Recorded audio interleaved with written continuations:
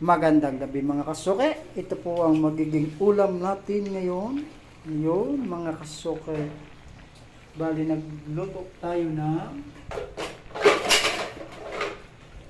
kalabasa na may sahog na hipon at saka alimasag mga kasuke. Bali hindi pa po luto yan. Dahil po yan ay yung unang gata pa lang mga kasuke. Nilagyan ko siya ng talong, sitaw at saka kalabasa mga kasuke. Bali ang tataba ng alimasag mga kasuke. Saka ito yung hipon. Mamaya lalagyan ko yung panghuli ng malunggay mga kasuke. Mga kasuke, bali ito yung purong gata, ilalagay na po natin. Yan, sa mga magugata dyan ha. Sa akin na kayo bumili mga kasuke. Purong-puro yan.